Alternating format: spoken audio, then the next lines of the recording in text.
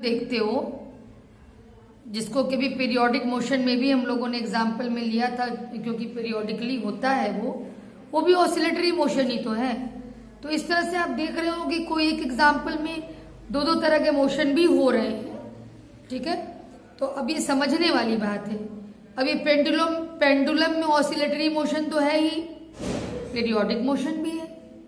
ठीक है, उसी तरह से जैसे अभी मैंने बताया था प्लेनेट सराउंडिंग सन का, कि किस तरह से वो सर्कुलर की भी कुछ शर्तें पूरी कर रहा है और पीरियोडिक की शर्तें तो पूरी कर ही रहा है। लेकिन डिटेल जानकारी होनी चाहिए बेटा। जैसे मैं समझा रही हूं, तुम कुछ भी कह रहे हो तो क्यों कह रहे हो, किस बेस पे कह रहे हो, ये आर्गुमेंट आपके पास होना चाहिए। इसलिए किसी भी चीज को समझिए। ठीक है, अब इसके अलावा देखिए ऐसा भी होता है कभी कभी कि एक ही साथ more than one types of motion होते हैं। आप अपने अर्थ को ही देख लीजिए, आपका अर्थ अपनी एक्सिस के चारों तरफ भी मोशन करता रहता है, जिसको रोटेशनल मोशन कहते हैं, और सन के चारों तरफ एक सर्कुलर पाथ में भी करता है। देखिए यहां पर भी मैं बता दूं, टोटल सर्कुलर पाथ नहीं होता, एलिप्टिकल होता है, लेकिन उसको मान लिया गया सर्कुलर।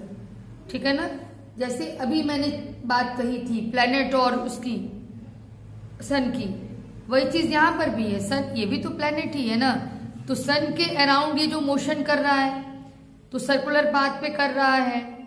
एलिप्टिकल होते हुए भी इसको भी सर्कुलर माना गया, सर्कुलर पाथ पे कर रहा है, जिसको ट्रांसलेशनल मोशन भी कहते हैं। तो रोटेशनल मोशन भी हो रहा है इनमें, क्योंकि अपने एक्सिस के अराउंड ये मूव कर रहे हैं। ठीक है, और सन के चारों तरफ भी सर्कुलर पाथ पे भी मूव कर रहे हैं। तो दो तरीके का मोशन इनके में हो रहा है। ठीक है, ऐसे ही देखो और बहुत ऐसा एग्जाम्पल है कि जो आपके डेली रूटीन में है, आप ध्यान दो और चाहे मत दो।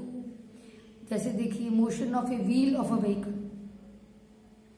ठीक है, दोनों तरीके का मोशन इसमें भी होता है।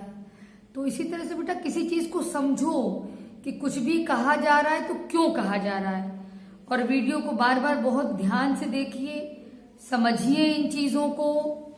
और क्वेश्चन आंसर जा चुका है, टेस्ट का सिलेबस भी है, ये इसको आपको तैयार करना है, ये आपकी ड्यूटी है।